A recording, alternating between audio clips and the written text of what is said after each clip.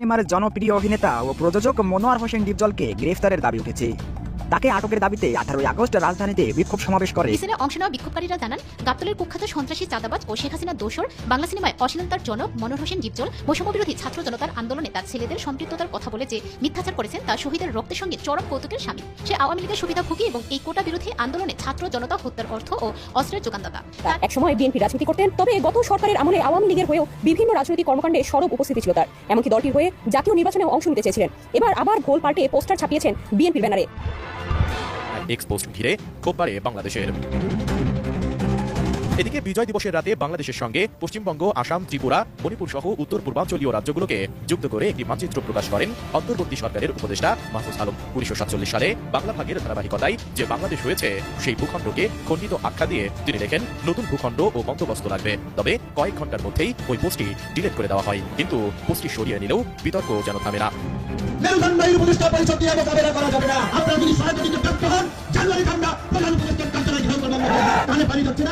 জানুয়ারি থেকে কালে পানি যাবে। যখন প্রথম উপদেষ্টা পরিষদ গঠন হয়েছে তখনই মানুষ হতাশ হয়েছে। তৈরি করাই সরকার, তোমরাই তো ছাত্ররা কোথাও না কোথাও ডক্টর মোহাম্মদ ইউনূসকে নিয়োগ দিয়েছো বা বাকি যারা উপদেষ্টা আছেন তাদের বেলায়ও তোমাদের পজিটিভ বক্তব্য ছিল, তো এখন তাদেরকে এভাবে অপমানমূলক শব্দ তোমরা কেন ব্যবহার? প্রিয় দর্শক মন্ডলী, আসসালামু আলাইকুম রহমতুল্লাহ। আশা করি সবাই ভালো এবং সুস্থ আছেন। স্বাগত জানাচ্ছি আমাদের আরও একটি নতুন ভিডিওতে। সুপ্রিয় দর্শক মন্ডলী, ভিডিওর থাম্বনেল, টাইটেল ও ভিডিওর কিছু অংশ বিশেষ দেখে আপনারা ইতিমধ্যে ধারণা করতে পেরেছেন যে আজকের ভিডিওটি কতটা গুরুত্বপূর্ণ। সুপ্রিয় দর্শক, আপনারা বুঝতে পারছেন আজকের আলোচনার বিষয়বস্তু কী। সুপ্রিয় দর্শক, যারা আমার চ্যানেলে নতুন, চ্যানেলটি সাবস্ক্রাইব করে লাইক কমেন্ট শেয়ার করে সাথে থাকুন এরকম নতুন নতুন গুরুত্বপূর্ণ দেশের ও দেশের বাইরের ভিডিওগুলো পেতে।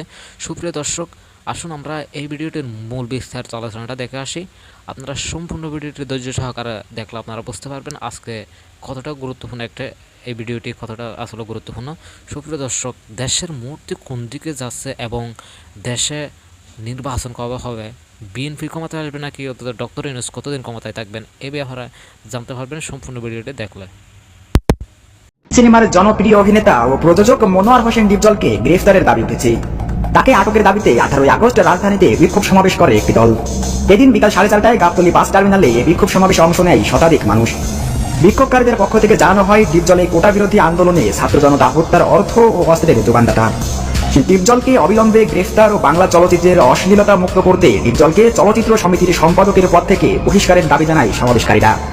এছাড়াও গাবতলীর স্থানীয় বাসিন্দা ও গাবতলী পশুহাটের সাবেক ইজাহিদার লুৎফর রহমান বাবুর বলেন, আমি গত 24 বছর ধরে গাবতলীর পশুর হাট চালিয়েছি। তবে এবছর কোরবানি দিতে আওয়ামী লীগের নেতাদের সহযোগিতায় সেই হাট আমার কাছ থেকে কেড়ে নিয়েছে ডিপজল। তিনি আরো বলেন, আওয়ামী লীগ সরকারের শাসনামলে গুম, হয়রানি ও হত্যা বিভিন্ন দুর্নীতি কর্মকাণ্ডের সাথে জড়িত ছিল মনোয়ার হোসেন ডিপজল। নির্মূল কমিটির চেয়ারম্যান হইয়া সন্ত্রাস করতে সুবিধা, তো এতদিন খোলামেলা করছি, বয়স হয়েছে না। এইবার লেভেল পাল্টাইয়া চেয়ারম্যানের বেশ পাল্টাইয়া জনসভা লাইন ধরলাম, সামনে ইলেকশন আছে না, বুঝছো কিছু? প্রযোজক মনোয়ার হোসেন ডিপজলের গ্রেফতার দাবিতে রাজধানীর গাবতলীতে বিক্ষোভ মিছিল করেছেন স্থানীয়রা। রোববার বিকাল 4:30টায় গাবতলী বাস টার্মিনালে এই বিক্ষোভ মিছিলে অংশ নেন কয়েকশো বিক্ষোভকারী। মিছিলে অংশ নেওয়া বিক্ষোভকারীরা জানান, গাবতলীর কুখ্যাত সন্ত্রাসী চাঁদাবাজ ও শেখ হাসিনার দোসর বাংলা সিনেমায় অশ্লীলতার জনক মনোয়ার হোসেন ডিপজল বৈষম্যবিরোধী ছাত্র জনতার আন্দোলনে তার ছেলেদের সম্পৃক্ততার কথা বলে যে মিথ্যাচার করেছেন তা শহীদের রক্তের সঙ্গে চরম কৌতুকের শামিল। সে আওয়ামী লীগের সুবিধাভোগী এবং এই কোটা বিরোধী আন্দোলনে ছাত্র জনতা হত্যার অর্থ ও অস্ত্রের যোগানদাতা। তার এই মিথ্যা বক্তব্যের কারণে আজ গাবতলী ও এর আশেপাশের এলাকায় ছাত্র জনতা ক্ষোভে ফুঁসে উঠেছেন। ডিপজলকে অবিলম্বে গ্রেফতার ও বাংলা চলচ্চিত্রকে অশ্লীলতা মুক্ত করতে চলচ্চিত্র শিল্পী সমিতির সাধারণ সম্পাদকের পদ থেকে বহিষ্কারের দাবি জানান বিক্ষোভকারীরা। গাবতলীর স্থানীয় বাসিন্দা গত জাতীয় সংসদ নির্বাচনে ইতলি প্রতীকের স্বতন্ত্র প্রার্থী ও গাবতলী পশুরহাটের সাবেক ইজারাদার লুৎফর রহমান সিআইপি বলেন, আমি গত 24 বছর গাবতলীর গরুর হাট চালিয়েছি। এবছর কোরবানির ঈদের সময় স্থানীয় আওয়ামী লীগের এমপির সহায়তায় সেই গরুর হাট জোর করে নিয়ে গেছে ডিপজল। এছাড়া আওয়ামী লীগের আমলে শাহ আলী মাজার স্কুল পরিচালনা কমিটি, বাজার কমিটির সদস্য হয়েছেন ডিপজল। ত্রিপুরা সহ ভারতের কিছু অংশ নিয়ে ফেসবুকে স্ট্যাটাস দিয়েছিলেন অন্তর্বর্তী সরকারের উপদেষ্টা Mahfuz Alam.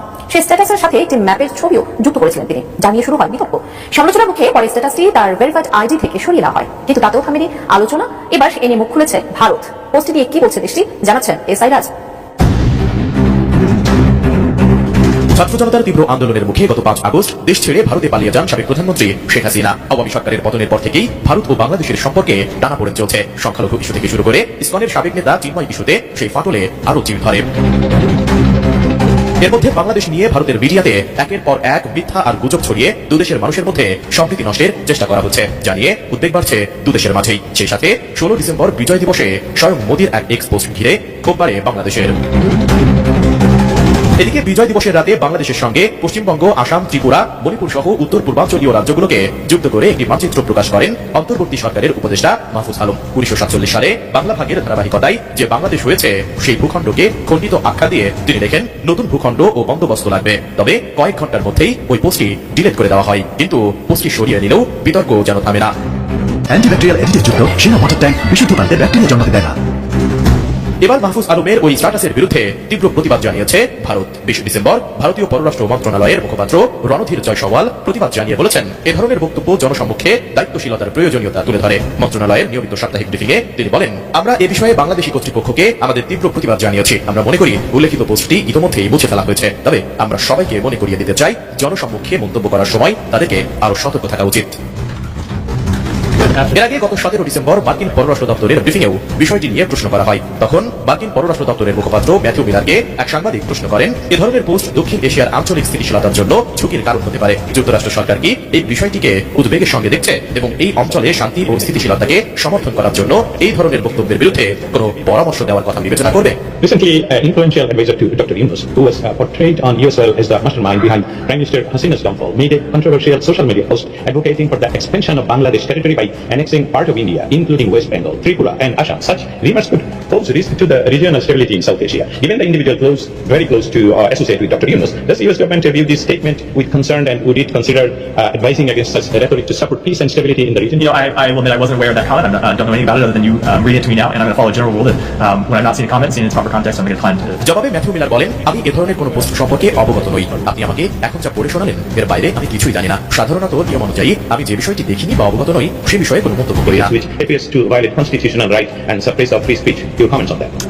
I don't have any comment. And on the British গণমাধ্যম ডেইলি মেইলে উঠে এলো শেখ হাসিনার বোনের মেয়ে ব্রিটিশ মন্ত্রী টিউলিপ সিদ্দিক ও তার পরিবারের সদস্যদের দুর্নীতির খবর। প্রতিবেদনে জানানো হয় তাদের বিরুদ্ধে 59,000 কোটি টাকা আত্মসাতের অভিযোগ তদন্ত হচ্ছে। এনে প্রশ্নের মুখে পড়েছে টিউলিপের মন্ত্রিত্ব। মাহতাব মিনহাজের প্রতিবেদন। 2013 সালে ক্রেমলিনে রাশিয়ার প্রেসিডেন্ট পুতিনের সঙ্গে কয়েক বিলিয়ন ডলারের অস্ত্র চুক্তি ও রূপপুর পারমাণবিক বিদ্যুৎ প্রকল্পের চুক্তি সই হয় বাংলাদেশের সাবেক প্রধানমন্ত্রী শেখ হাসিনার সাথে। চুক্তি সইয়ের সময় সরকারি প্রতিনিধি দলের অংশ হিসেবে শেখ হাসিনার সঙ্গে যান তার ভাগ্নি ব্রিটেনের লেবার সরকারের মন্ত্রী টিউলিপ সিদ্দিক। সম্প্রতি এই সংক্রান্ত একটি ভিডিও ছড়িয়ে পড়লে চাঞ্চল্য সৃষ্টি হয়। ব্রিটিশ সংবাদ মাধ্যম ডেইলি মেইলের প্রতিবেদন বলছে, মন্ত্রী টিউলিপের উপর ব্রিটেনের আর্থিক খাতের দুর্নীতি দূরীকরণের দায়িত্ব থাকলেও তার বিরুদ্ধে বাংলাদেশের দুর্নীতির অভিযোগে তদন্ত চলছে। এ নিয়ে বিরোধী রক্ষণশীলদের সরব হতে দেখা গেছে। তারা টিউলিপের মন্ত্রীপদে থাকা নিয়েও প্রশ্ন তুলছেন। টিউলিপের সঙ্গে যোগাযোগের চেষ্টা করে ডেইলি মেইল, তবে তিনি কোনো মন্তব্য করতে অস্বীকৃতি জানান। এটা ছাড়াও মন্ত্রী হওয়ার পর টিউলিপের বিরুদ্ধে যুক্তরাজ্যে আরেকটি তদন্ত হয়েছে। ডেইলি মেইলের প্রতিবেদন বলছে, টিউলিপ 14 মাস ধরে লন্ডনে তার সম্পদের তথ্য গোপন করেছেন। এর আগে একই পত্রিকা খবর প্রকাশ করে 5 কক্ষের 20 লাখ পাউন্ডের একটি বাড়িতে থাকেন টিউলিপ। খালা শেখ হাসিনার রাজনৈতিক মিত্রতাকে কাজে লাগান বলেও প্রতিবেদনে জানানো হয়। পারমাণবিক বিদ্যুৎ কেন্দ্রের দুর্নীতি প্রসঙ্গে বাংলাদেশ সহ বিভিন্ন দেশের গণমাধ্যমে 1000 কোটি ডলার ঘুষের অভিযোগ উঠেছে। সে অর্থের 90% ছিল ক্রেমলিনের কাছ থেকে তৎকালীন হাসিনা সরকারের ঋণ। এর মধ্যে 59,000 কোটি টাকা মালয়েশিয়ার ব্যাংকগুলোর মাধ্যমে আত্মসাতের অভিযোগ উঠেছে হাসিনা ও রেহানা পরিবারের সদস্যদের বিরুদ্ধে। অন্তর্বর্তী সরকারের ভূমি এবং বেসরকারি বিমান মন্ত্রণালয়ের উপদেষ্টা এএফ হাসান আরিফ আর শুক্রবার বিকেল 3:10 রাজধানীর একটি হাসপাতালে শেষ নিঃশ্বাস ত্যাগ করেন তিনি। মৃত্যুকালে তার বয়স হয়েছিল 83 বছর। তার মৃতদেহ দেখতে হাসপাতালে যান প্রধান উপদেষ্টা, বিএনপি, জামাত সহ বিভিন্ন দলের নেতারা। হাসান আরিফের প্রথম নামাজে জানাজা হবে বাদ এরশাদ ধানমন্ডিতে। দাফন করা হবে শনিবার বুদ্ধিজীবী কবরস্থানে। হাসান আরিফের মৃত্যুতে শোক প্রকাশ করেছেন রাষ্ট্রপতি মোহাম্মদ শাহাবুদ্দিন ও প্রধান উপদেষ্টা ডক্টর মোহাম্মদ ইউনূস। রিপোর্ট ফরুক বাবু। গত 8 আগস্ট গঠিত অন্তর্বর্তী সরকারের স্থানীয় সরকার, পল্লী উন্নয়ন, সমবায় এবং ভূমি মন্ত্রণালয়ের উপদেষ্টার দায়িত্ব পান এএফ হাসান আরিফ। পরে দেওয়া হয় ভূমি এবং বেসরকারি বিমান পরিবহন ও পর্যটন মন্ত্রণালয়ের দায়িত্ব। হাসান আরিফ সুপ্রিম কোর্টের জ্যেষ্ঠ আইনজীবী। উপদেষ্টা হিসেবে দায়িত্ব পাওয়ার পরে বিভিন্ন ইস্যুতে গঠনমূলক সমাধানের বার্তা দিয়েছেন। সেই সাথে ভারতের আগ্রাসনের বিরুদ্ধেও গর্জে ওঠে তার কণ্ঠ। হাসান আরিফের মৃতদেহ দেখতে হাসপাতালে ছুটে যান প্রধান উপদেষ্টা ডক্টর মোহাম্মদ ইউনূস। পরিবারের প্রতি সমবেদনা জানান তিনি। সংস্কার কাজে একজন দক্ষ দেশপ্রেমিককে হারালেন বলে জানিয়েছেন শোকাহত সহকর্মীরা। উপদেষ্টা পরিষদের সদস্য হিসাবে আমাদের সবচেয়ে অ্যাক্টিভ, সবচেয়ে উদ্যোগী উপদেষ্টাদের একজন ছিলেন। আইন অঙ্গনে এমন সজ্জন, বিদ্বান, ভদ্র, প্রাজ্ঞ একজন আইনজীবী খুঁজে পাওয়া আসলেই দুষ্কর। একটা হাসান আরিফ স্যারের মৃত্যু মানে হচ্ছে আইনজীবী হিসেবে একজন প্রতিষ্ঠান চলে যাওয়া। উনি প্রত্যেকটা ডিবেটে খুবই পার্টিসিপেট করতেন, প্রত্যেক বিষয়ে ওনার সুচিন্তিত মতামত উনি দিতেন। উনি was a rock in the cabinet, আমি বলবো। দলমতের ঊর্ধ্বে থাকা হাসান আরিফের মৃত্যুর খবরের পরপরই সেখানে ছুটে যান বিএনপি সহ বিভিন্ন দলের নেতারা। তিনি একজন বিশিষ্ট গণতন্ত্রে বিশ্বাসী মানুষ ছিলেন এবং এখন যে ট্রানজিশনের যে পিরিয়ডটা, এই গণতন্ত্র উত্তরণের যে পথ যে কাজ শুরু হয়েছে, এই সময় তার খুব বেশি প্রয়োজন ছিল বলে আমরা মনে করি। হৃদরোগে ভুগছিলেন হাসান আরিফ। তার দীর্ঘদিনের কর্মস্থল হাইকোর্টে শনিবার সকাল 11টায় হবে দ্বিতীয় জানাজা। বাদ আসর দাফন করা হবে মিরপুর বুদ্ধিজীবী কবরস্থানে। দক্ষ কুমারগঞ্জা মেরুদণ্ড উপদেষ্টা পরিষদ দিয়ে মোকাবেলা করা যাবে না। আপনারা যদি সহায়তা দিতে ব্যর্থ হন, জানুয়ারি ঠান্ডা প্রধান উপদেষ্টার কার্যালয় ঘেরাও করবেন। কানে পানি যাচ্ছে না, জানুয়ারি থেকে কানে পানি যাবে। যখন প্রথম উপদেষ্টা পরিষদ গঠন হয়েছে তখনই মানুষ হতাশ হয়েছে। দ্বিতীয় দফা আবার বর্ধিত করা হয়েছে, সেটা থেকে আরো মানুষ বেহুশ হয়েছে। এখন আমরা বারবার বলছিলাম যে এই পরিস্থিতি, এই মাথা ভাঙ্গা কোমর ভাঙ্গা মেরুদণ্ডহীন উপদেষ্টা পরিষদ দিয়ে মোকাবেলা করা যাবে না। জাতীয় সরকার করতে হবে, তারা শুনলেন না। তারা তাদের সিন্ডিকেটের বাইরে কোনো লোককে সরকারে ঢুকাতে পারলেন না। যার ফলে এই 5ই আগস্ট, এই জুলাই বিপ্লবের জাতির স্বাধীনতার পতনকে কেন্দ্র করে আমাদের মধ্যে যে জাতীয় ঐক্য তৈরি হয়েছিল, আজকে সেই জাতীয় ঐক্য এখন বিভক্ত হয়েছে। আরেকজন প্রতিমন্ত্রী নেওয়া হয়েছে, তারপরেও 4 মাস এখন পর্যন্ত এই ভুক্তভোগীদের ক্ষতিপূরণ এবং চিকিৎসা নিশ্চিত করার জন্য দৃশ্যমান কোনো অগ্রগতি আমরা দেখি নাই। স্বাস্থ্য মন্ত্রণালয়কে আমরা বলতে চাই, জানুয়ারিতে যদি আমরা কোনো অভিযোগ পাই যে কেউ চিকিৎসা পায় নাই, ক্ষতিপূরণ দেওয়া হয় নাই, পরিষ্কারভাবে বলে দিচ্ছে মন্ত্রণালয়ে ঢুকতে পারবেন না। আমাদের সময় ডিসেম্বর পর্যন্ত ওই আমলাতান্ত্রিক জটিলতা আমরা দেখতে চাই না। সমাজ কল্যাণ মন্ত্রণালয় করবে, নারী শিশু কল্যাণ মন্ত্রণালয় করবে, অর্থ মন্ত্রণালয় টাকা দেবে, এই সমস্ত ভাঙচুর ভাগাভাগি ভাগ দেবেন। ডিসেম্বরের মধ্যে আহত পরিবারকে 5 লক্ষ টাকা এবং নিহত পরিবারকে 1 কোটি টাকা করে আপনারা যদি সহায়তা দিতে ব্যর্থ হন, জানুয়ারিতে আমরা প্রধান উপদেষ্টার কার্যালয়ে ঘেরাও করব। আমরা বারবার বলছিলাম এই সরকার আমাদের সরকার, নতুন সরকার, সরকারকে স্থিতিশীল করতে দিতে হবে, আমরা সরকারকে সহযোগিতা করবো, কিন্তু তারা আমাদের সহযোগিতা পেয়ে পেয়ে মাথায় কাজ করে না, কথা শুনি। যেই কারণে আমাদের আহত ভাই বোনেরা এখন আড়াতাড়ি করছে এবং দুঃখজনক জুলাই ফাউন্ডেশনের সেক্রেটারি হচ্ছেন আপনার আমাদের একজন ছাত্র নেতা, সে হচ্ছে মুগ্ধ ভাই শ্রীত। আমি অন্তত 10 জনের নাম বলতে পারবো, যদি আপনারা আমার কাছে জানতে চান, টেলিভিশন আপনারা ইন্টারভিউ করেন। 10 জন অন্তত ছেলে এসে বলছে ভাই এই খালি ঘুরাই হেল্প করে না। বিজ্ঞানের থেকে আপনারা 1 লাখ টাকা হেল্প করছেন, 1 লাখ টাকা বলি ব্যক্তিগতভাবে অনেকে হেল্প করছে। রাষ্ট্রীয় পর্যায়ে থেকে ফাউন্ডেশন করা হলো, সেইখান থেকে কিসের 1 লাখ টাকা হেল্প করবে? হ্যাঁ, বারবার বলছি কানে পানি যাচ্ছে না, জানুয়ারি থেকে কানে পানি যাবে। তাই আমরা এখন বলে দিচ্ছি এই ভুক্তভোগীদের পরিপূর্ণ সহায়তা তারা পৌঁছে যাবে। ইজতেমা ময়দানের নিয়ন্ত্রণ নিজেদের হাতে রাখতে বুধবার গভীর রাতে দুপক্ষের সংঘর্ষে 4 জন নিহতের ঘটনায় 29 জনের বিরুদ্ধে হত্যা মামলা করা হয়েছে। জুবাইরপন্থী এক ব্যক্তি বাদী হয়ে এই মামলা করেন, যাদের আসামি করা হয়েছে তারা প্রত্যেকেই দিল্লির মাওলানা সাদের অনুসারী। এজাহার বিশ্লেষণে দেখা যায় আওয়ামী লীগের পদধারী নেতাও রয়েছেন এই তালিকায়। নূর মোহাম্মদের রিপোর্ট। গাজীপুরের টঙ্গীর ইজতেমা ময়দান নিয়ন্ত্রণে রাখতে বুধবার দিবাগত রাত 3টার দিকে এভাবেই সংঘাতে জড়ায় তাবলিগ জামাতের দুপক্ষ। এক পর্যায়ে ময়দান এলাকা পরিণত হয় রণক্ষেত্রে। সহিংসতায় নিহত হয় 4 জন, আহত শতাধিক। এরপর বৃহস্পতিবার 29 জনের নাম উল্লেখ করে হত্যা মামলা করেন জুবাইরপন্থী SM আলম হোসেন নামের এক ব্যক্তি। টঙ্গী পশ্চিম থানায় দায়ের করা মামলায় আসামি করা হয় অজ্ঞাত কয়েকশো জনকেও। আমরা নাম জানি না যারা আছে জুবাইরপন্থী। এরই মধ্যে গ্রেফতার করা হয়েছে সাতপন্থী নেতা ও মামলার 5 নম্বর আসামি মুয়াজ বিন নূরকে। প্রথম সারির এই নেতাকে বৃহস্পতিবার রাতে রাজধানীর খিলক্ষেত এলাকা থেকে গ্রেফতার করে গাজীপুর মহানগর পুলিশ। প্রধান আসামি করা হয়েছে রাজধানীর ধানমন্ডির মৃত রফিকুল ইসলামের ছেলে সৈয়দ ওয়াসিফুল ইসলামকে। মামলার এজাহার বিশ্লেষণ করে দেখা যায় যাদের আসামি করা হয়েছে এর মধ্যে বেশ কয়েকজন সরাসরি আওয়ামী লীগের রাজনীতিতে জড়িত। মামলার 4 নম্বর আসামি করা হয়েছে ডক্টর এরতেজা হাসানকে, যিনি 2021 সালে আওয়ামী লীগের সাতক্ষীরা জেলা কমিটির সহসভাপতি হন। সংসদ নির্বাচনে নৌকার টিকিট পেতেও দৌড়ঝাঁপ ছিল তার। এই রাজনীতিতে আসা, পার্লামেন্টে যাওয়া, নিয়োগ করা, এসব কিছু ওই দায়িত্ব দিবে। এছাড়া হাজী বশির শিকদার নামের একজনকে 17 নম্বর আসামি করা হয়েছে, যিনি আওয়ামী লীগের শীর্ষ সন্ত্রাসী নাসিরের ভাই হিসেবে তার পরিচয় উল্লেখ করা হয়েছে। 20 নম্বর আসামি করা হয়েছে পল্লবীর আজিজুল হকের ছেলে আতাউর রহমানকে, যার পরিচয় উল্লেখ করা হয় তিনি আওয়ামী লীগের শীর্ষ নেতা ইলিয়াস মোল্লা ও মানিক কমিশনারের ডান হাত। এদিকে মামলা দায়েরের পর মুয়াজ বিন নূরকে গ্রেপ্তারের বিষয়টি নিশ্চিত করেন টঙ্গী পশ্চিম থানার ভারপ্রাপ্ত কর্মকর্তা ইস্কান্দার হাবিবুর রহমান। প্রশাসনের পক্ষ থেকে একটা মামলা হয়েছে, মামলা থেকে একজন গ্রেপ্তার হয়েছে, নাম মুয়াজ বিন নূর। সংঘাত বন্ধে ইজতেমা ময়দান এলাকায় 144 ধারা জারির পর 2 দিন ধরে সতর্ক অবস্থানে রয়েছে আইন শৃঙ্খলা বাহিনী। এটা নিয়ে আর মাতামাতি আর ধ্বংসত্ব আর খারাপ থেকে দূরে সরেন, ভালো কাজ পালে আসেন, আপনার সহযোগিতা করুন। ঢাকায় সিনেমার পরিচিত মুখ মনোয়ার হোসেন ডিপজল অভিনয়ের পাশাপাশি রাজনীতিতেও বেশ সক্রিয় ঢালিউডের এই অভিনেতা একসময় বিএনপি রাজনীতি করতেন। তবে গত সরকারের আমলে আওয়ামী লীগের হয়েও বিভিন্ন রাজনৈতিক কর্মকাণ্ডে সরব উপস্থিতি ছিল তার। এমনকি দলটির হয়ে জাতীয় নির্বাচনে অংশ নিতে চেয়েছিলেন। এবার আবার গোল পাল্টে পোস্টার ছাপিয়েছেন বিএনপি ব্যানারে।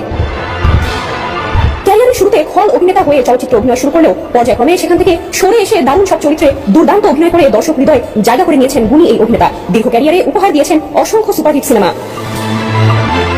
একসময় দেশের বৃহৎ রাজনৈতিক দল বিএনপির সঙ্গে ছিলেন ডিপজল। পরে আওয়ামী লীগের হয়েও বিভিন্ন রাজনৈতিক কর্মকাণ্ডেও তার সরব উপস্থিতি ছিল দৃশ্যমান। সারা না পেলেও জাতীয় সংসদ নির্বাচনে আওয়ামী লীগের মনোনয়ন চেয়েছিলেন অভিনেতা মনোয়ার হোসেন ডিপজল। এছাড়া বাংলাদেশ চলচ্চিত্র শিল্পী সমিতির সাধারণ সম্পাদকের দায়িত্বও ছিলেন তিনি।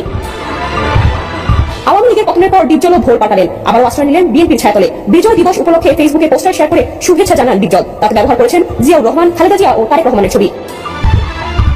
ক্যাপশনে ডিপজল লিখেছেন 16 ডিসেম্বর মহান বিজয় দিবস, যাদের মহান আত্মত্যাগে আমাদের এই স্বাধীনতা, সেই সব বীর শহীদের প্রতি গভীর শ্রদ্ধাঞ্জলি। লাখো শহীদের রক্তে লেখা বিজয়ের এই ইতিহাস মুক্তির বার্তা নিয়ে বারবার ফিরে আসুক ডিসেম্বর মাসে।